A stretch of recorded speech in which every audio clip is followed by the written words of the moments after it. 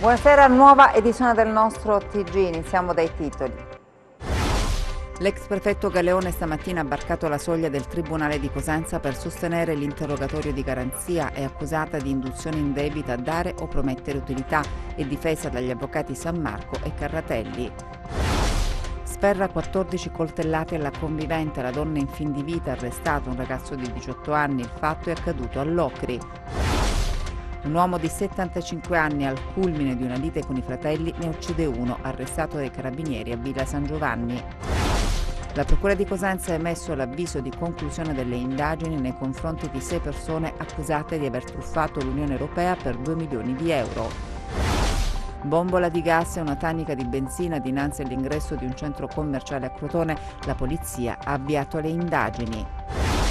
Ogni anno, al termine delle vacanze natalizie, si rinnova il triste rituale dei giovani calabresi che lasciano la terra natia per raggiungere il luogo di lavoro.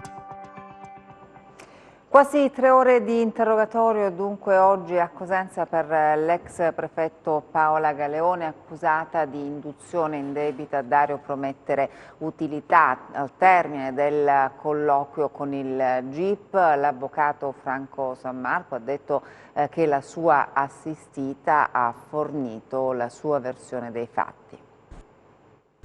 Non si sottrae ai flash dei fotografi e agli obiettivi delle telecamere l'ormai ex prefetto di Cosenza Paola Galeone, che stamattina è arrivata in tribunale per l'interrogatorio di garanzia. L'ex rappresentante di governo ha varcato l'ingresso del Palazzo di Giustizia accompagnata dagli avvocati Nicola Carratelli e Franco San Marco. Era stata lei stessa a chiedere di essere sentita. Al termine del lungo colloquio, quasi 3 ore, con il giudice per le indagini preliminari e uno dei legali a rispondere alle domande dei cronisti. La dottoressa Galeone ha reso la sua versione dei fatti con assoluta limpidità, coerenza, tranquillità.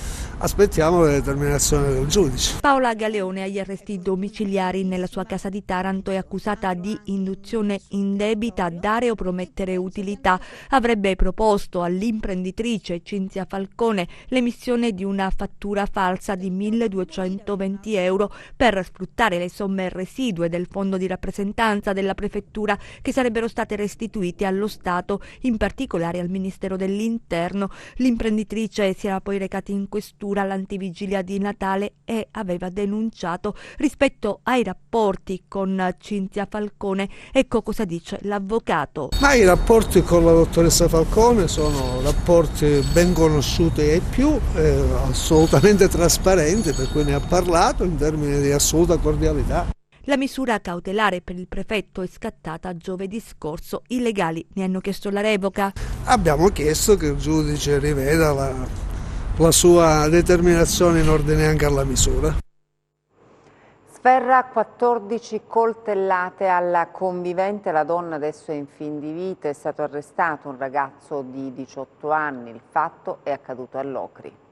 Una notte di inaudita violenza a Locri, vittima una giovane donna di professione estetista, carnefice un 18enne già con precedenti di polizia, Giancarlo Martelli. Il giovane è stato arrestato in flagranza di reato dai carabinieri della compagnia di Locri dopo aver tentato di uccidere la sua convivente con numerose coltellate.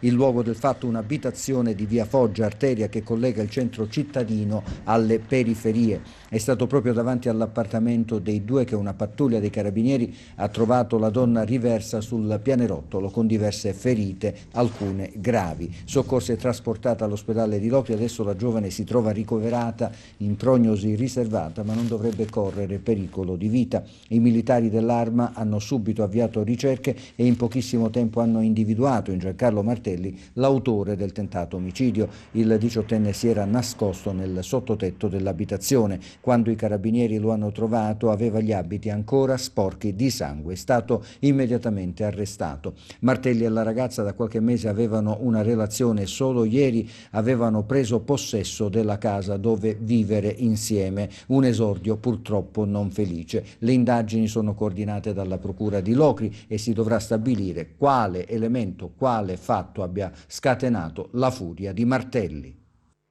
La Procura di Cosenza ha emesso l'avviso di conclusione delle indagini nei confronti di 6 persone accusate di aver truffato l'Unione Europea per 2 milioni di euro.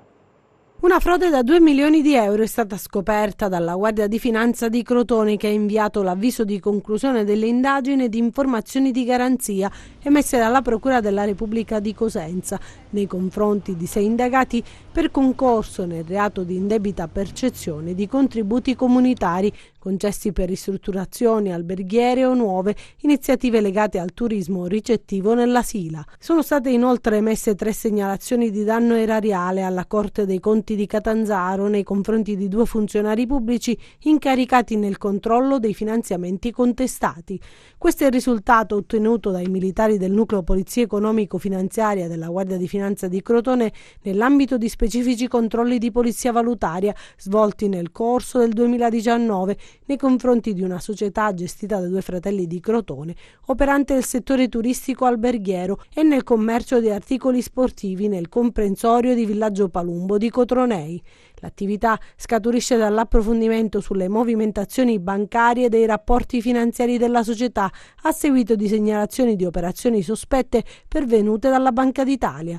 Lo studio di queste movimentazioni risultate anomale ha permesso di far emergere irregolarità riguardanti fatture per operazioni inesistenti, fittizie cessioni di beni già in uso, rendicontazioni di spesa per importi sovrafatturati e distrazione dei beni acquistati. 5 in tutto i finanziamenti sotto la lente dei finanzieri che riguardavano i lavori di ammodernamento e ristrutturazione di un albergo nella Sila crotonese e l'acquisto di beni e automezzi da 4 nuove aziende turistiche, di cui 3 risultate di fatto non operative a Camigliatello Silano e presso il Villaggio Palumbo di Cotronei.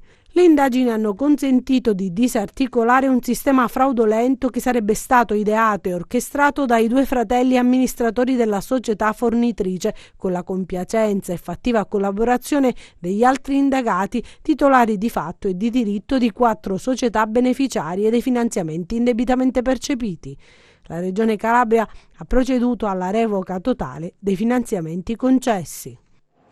Atto intimidatorio ai danni del centro commerciale Acropolis di Crotone. Ignoti nella notte hanno lasciato una bombola di gas e una tanica di benzina dinanzi alla saracinesca d'ingresso. Indaga la polizia.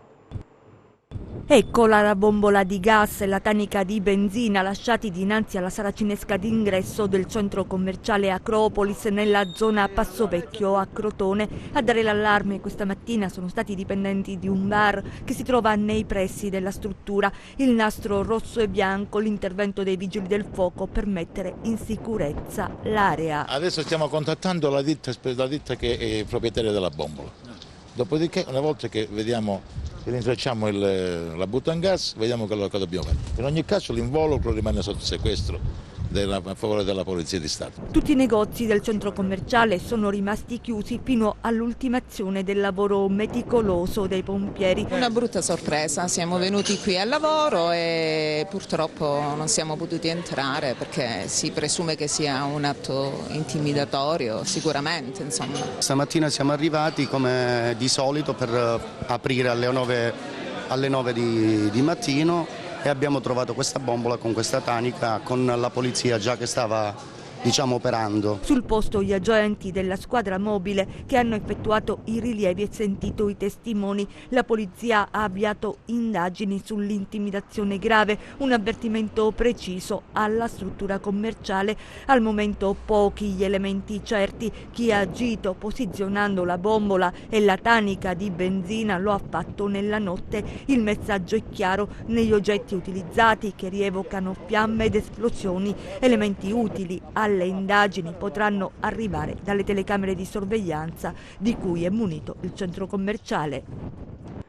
A Reggio Calabria una sedicenne è morta per meningite. Dopo la vicenda sono aumentate, pensate, del 300% le richieste di vaccinazioni, ma l'ASP rassicura e dice è ingiustificata la paura del contagio.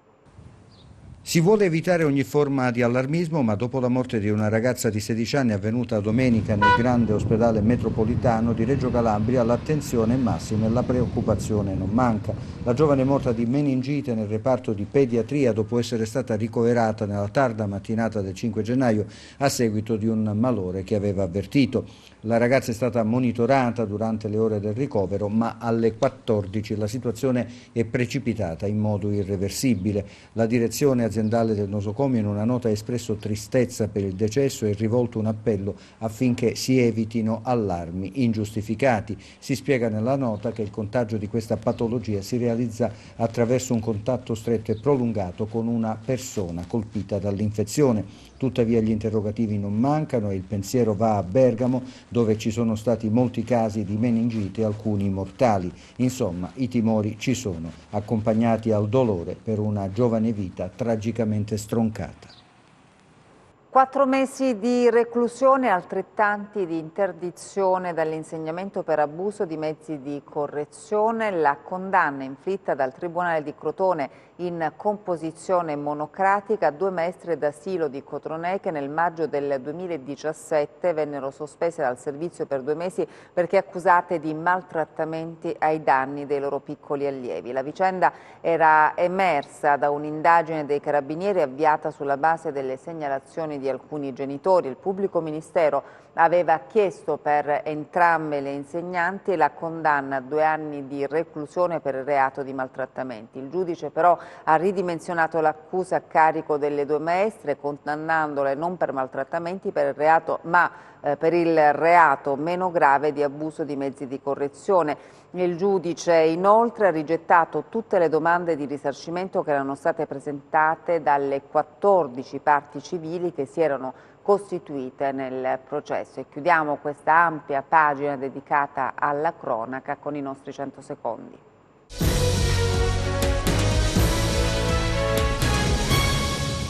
Finisce nel sangue una lite tra fratelli a Villa San Giovanni. Questa mattina, al culmine di un diverbio, un 74enne, Antonino Bellantone, ha aggredito i 3 fratelli per dissidi di vicinato e confini di terreno, sparando con un fucile da caccia.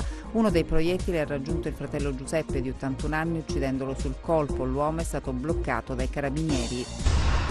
Più di 2,5 tonnellate di prodotto ittico sequestrato, 2 notizie di reato e 14 sanzioni amministrative combinate per un importo complessivo di quasi 33.000 euro. Sono i risultati dell'attività di polizia marittima condotta nel periodo delle festività natalizie dalla Guardia Costiera di Crotone in più di 80 attività ispettive sulla filiera della pesca nell'ambito dell'operazione nazionale Mercato Globale. L'operazione, condotta su tutto il territorio di competenza della Capitaneria, ha avuto come principale obiettivo la tutela del consumatore con verifiche sulla modalità di vendita, sulla salubrità e sulla conservazione dei prodotti. 3.200 identificati, di cui uno denunciato in stato di libertà all'autorità giudiziaria. Questi risultati nell'ambito del servizio di prevenzione e repressione predisposti al compartimento della Polizia Ferroviaria della Calabria durante le festività natalizie. 600 le pattuglie impiegate e 160 i treni scortati. L'attività di controllo è stata espletata da numerosi operatori che hanno fatto ricorso anche all'uso di metal detector e all'impiego di unità cinofile per aumentare i livelli di sicurezza e prevenzione. Evade dai domiciliari la notte della Befana, un 32enne è stato bloccato a Soveria Mannelli dai carabinieri dopo una fuga di 5 km. I carabinieri durante un controllo non hanno trovato il giovane nella propria abitazione. Poco dopo lo hanno intercettato nel centro cittadino alla guida di un'auto sottratta alla madre, privo della patente di guida. Il 32enne, alla vista dei militari, ha tentato la fuga ma è stato raggiunto e bloccato. L'uomo dovrà rispondere adesso di resistenza a pubblico ufficiale, evasione e guida senza patente. Ogni anno al termine delle vacanze natalizie si rinnova il triste rituale dei giovani calabresi che lasciano la terra natia per raggiungere il luogo di lavoro. Queste immagini stanno facendo discutere. Come ogni anno migliaia di persone lasciano la Calabria dopo aver trascorso il periodo festivo con le proprie famiglie per raggiungere i luoghi di studio o lavoro. Per tanti questo esodo è una sconfitta per la Calabria e il Sud, aree dove a molti è precluso immaginare un futuro. Per altri, che non condividono il clamore mediatico, è un fenomeno più che naturale, ma c'è chi ha provato a dar voce a chi ha preso o prenderà i bus, lasciando affetti e rinunciando a vivere lì, dove ha le proprie radici. E le testimonianze non sono proprio entusiastiche. Noi abbiamo voluto dare voce e visibilità a questo dramma che migliaia di calabresi vivono. I dati Svimez sono incredibili. Negli ultimi 15 anni 2 milioni di meridionali hanno lasciato i loro paesi e le loro città di residenza per trasferirsi per motivi di lavoro al centro o al nord Italia. Noi diciamo una cosa molto semplice, a noi meridionali ci è negato un diritto, quello di decidere liberamente dove vivere. È bastato qualche post su Facebook, i volantinaggi che abbiamo fatto in questi giorni all'autostazione per scatenare insomma una reazione davvero sorprendente. Sono state davvero diverse centinaia i messaggi che ci sono arrivati, gente che aveva proprio il bisogno, la necessità di raccontare la propria vicenda per denunciare questo dramma che è l'emigrazione forzata. Abbiamo letto alcuni di questi racconti ed estrapolato delle frasi che sintetizzano gli stati d'animo di chi parte. Ogni volta la stessa storia, nodo in gola e gli occhi che si riempiono di lacrime. Ti eri fatto la promessa di non piangere, di essere forte, fai 2 battute e fingi di essere felice di tornare da Gelida a Milano. 8 anni che faccio la spola tra nord e sud, vedendo un'evoluzione allucinante del numero di persone che lasciano la propria terra e la propria famiglia, valigie pesanti, così come lo sarà il nostro viaggio. Sono in fila per prendere un aereo che mi porterà ancora una volta a 1000 chilometri da casa. Da 3 anni vivo in provincia di Mantova, anzi, sarebbe meglio dire sopravvivere, perché vivere è un'altra cosa. Proprio ieri sera ho intrapreso il viaggio di sola andata per Milano con le lacrime agli occhi, salutando parenti, genitori e ragazza. Ci sono tanti giovani, ma anche over 40 e 50, che sono stati costretti ad inventarsi una nuova vita. Tantissimi a Cosenza, in tutta la Calabria, lasciano la propria famiglia qui, partono la domenica sera e ritornano il venerdì. Questa crediamo sia a tutti gli effetti una violenza rispetto alla quale non possiamo, ripeto, girarci dall'altra parte. È una questione politica che insomma va affrontata, anche perché dovesse continuare questo trend la Calabria vivrà uno spopolamento ancora peggiore nei prossimi anni. Siamo a Vibo Valentia, bene, torniamo in Africa. Questa è la frase utilizzata nell'ultimo film di Checco Zalone, Tolo Tolo. Il sindaco di Vibo Limardo invita proprio Checco Zalone a visitare la città. Sì, scusi, senta, ma con che porto sto parlando? Ah, Marina di Vibo Valentia. Sì, vi facciamo sapere noi se sbarchiamo lì, va bene? Se li convinco. Stu cretini, Marina di Vibo, no ragazzi, torniamo in Africa. Una battuta sulla città di Vibo nell'ultima fatica cinematografica di Checco Zalone, che se per molti ha suscitato polemiche, comprese di posizione anche di esponenti del Consiglio Comunale, per il sindaco Maria Limardo è esilarante. Il primo cittadino attraverso Facebook ha scritto una lettera a Zalone in cui dice di essersi divertita ed emozionata. Anche la battuta terribile su Vibo Valentia, scrive: è stata esilarante, rido ancora tutte le volte che ci penso e sai, scrive la Limardo, ti devo ringraziare, pensa in quante persone si scatenerà la curiosità di conoscere Vibo Valentia, grazie a te e a Tolo Tolo la mia bella Vibo sta ottenendo una popolarità straordinaria. Poi l'invito del sindaco all'attore e regista: dai, vieni a trovarci, potrai anche tu diventare immortale sulle bianche spiagge della Costa degli Dei, il litorale più bello del mondo e dove splende il sole a catinelle. Dopo alcune citazioni dei suoi film, la Limardo chiosa con un augurio: non potrai che scegliere di venire a Vibo, nella nostra terra meravigliosa, ricca di identità e dignità, certamente il posto ideale dove girare il tuo prossimo film. Torniamo ad occuparci del lupo salvato da 2 automobilisti sulla statale 107 a San Pietro in Guarano, una storia che vi abbiamo raccontato nei giorni scorsi e che ha avuto un'eco nazionale. Bene, il lupo è stato chiamato Arvo e migliorano le sue condizioni di salute. Migliorano le condizioni del lupo salvato il 2 gennaio scorso da 2 automobilisti sulla statale 107 nei pressi di San Pietro in Guarano. In accordo con il presidente del Parco Nazionale della Sila, il lupo è stato chiamato Arbo dai veterinari della clinica VetLife di Cosenza, dove lo splendido esemplare si trova ricoverato. Quella notte probabilmente era stato investito e l'impatto gli ha causato un edema cerebrale e una contusione midollare. Era a bordo strada quando Mara Carchidi e Giuseppe Guzzo si sono fermati per soccorrerlo. La vicenda ha avuto un'eco nazionale. È un'esperienza che ritengo non dimenticherò mai nella mia vita. Noi gli abbiamo dato subito un segnale di auspicio e di positività. E la prima cosa che mi sento in dovere proprio morale di dire è che finalmente una notizia bella parla di noi calabresi, parla della bella gente, parla della Calabria e di questo altopiano della Sila di cui noi chiaramente ne siamo profondamente innamorati. Attualmente Arbo è stabile e tutto sta andando nel migliore dei modi, fanno sapere dalla clinica. La clinica si sta facendo carico delle spese, diciamo con un grande piacere, proprio perché il lupo è un animale simbolo non solo del Cosentino ma a livello italiano. Infatti è da 2 giorni che ci stanno tempestando di chiamate, gente che viene a tutti gli orari che lo vuole vedere. Quindi noi siamo molto orgogliosi e fieri, ma siamo soprattutto preoccupati per l'animale, ci stiamo interessando alla sua salute. Sono arrivati i risultati dei test sierologici e Arbo risulta negativo a tutte le malattie infettive di maggiore rilievo. Sono stati inoltre effettuati dei campionamenti biologici che verranno spediti all'ISPRA, l'Istituto Superiore per la Protezione e la Ricerca Ambientale, per analizzare il suo DNA e confermarne la purezza. E presto Arbo tornerà a correre nei boschi.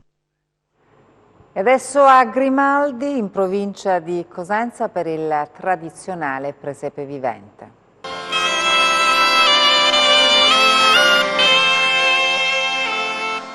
La tradizione del presepe vivente si rinnova nel centro storico di Grimaldi, nel rione Impedichiati. Oltre 50 figuranti hanno allestito per il 2° anno consecutivo la rappresentazione della nascita di Gesù negli scorci del borgo alle porte di Cosenza, facendo rivivere i mestieri antichi della tradizione contadina, dei pastori e degli artigiani, accompagnati dal suono delle zampogne.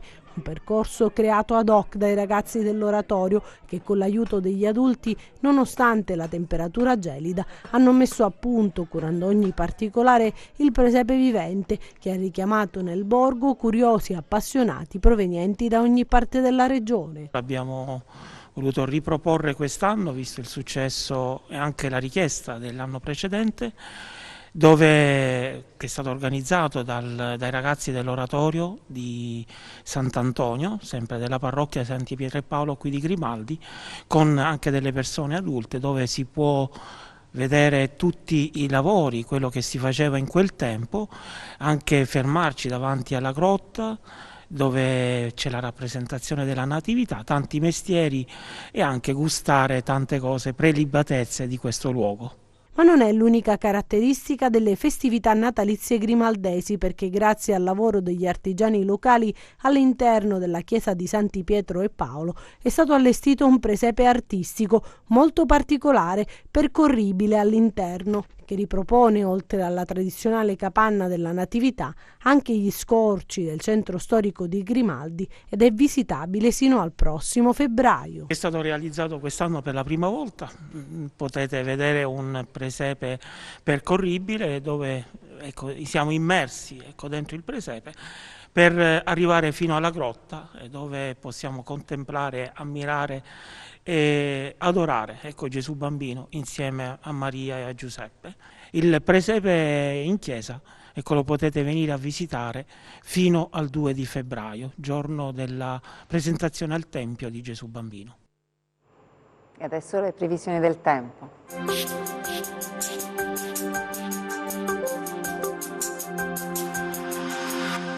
La perturbazione che ha convogliato sulla nostra regione venti di tramontana, portando un deciso calo delle temperature, con picchi di oltre 10 gradi sotto zero lunedì sulla Sila Grande. stazione di Bottonato posta a 1928 metri sul livello del mare. Deboli nevicate sui versanti esposti, nella giornata di martedì si sposterà col suo minimo sulla Turchia, lontano dalle nostre lande, dove quindi ci aspettiamo un deciso miglioramento del tempo e un lento aumento delle temperature. Domani parzialmente nuvoloso al primo mattino con nuvolosità in rapida dissoluzione. Durante la giornata sereno o poco nuvoloso, con nubi sparse sui versanti ionici dal Cosentino e su Basso Reggino. Temperature minime ancora basse, in particolare sulle zone interne, dove saranno possibili locali gelate. Le massime sono previste invece in aumento, ma sempre lievemente al di sotto delle medie del periodo. Passiamo a mari e venti. Domani Mar Tirreno e Ionio Cosentino poco mossi, Ionio Crotonese mosso, il resto dello Ionio sarà poco mosso sotto costa e mosso a largo. Venti dai quadranti orientali deboli, localmente moderati sul Tirreno. Sullo Ionio invece prevarranno venti da nord-est deboli o al più moderati. Per ulteriori approfondimenti vi rimando al sito www.meteoincalabria.com e alla nostra pagina Facebook Meteo in Calabria. Ed è tutto, grazie per l'attenzione, buona serata.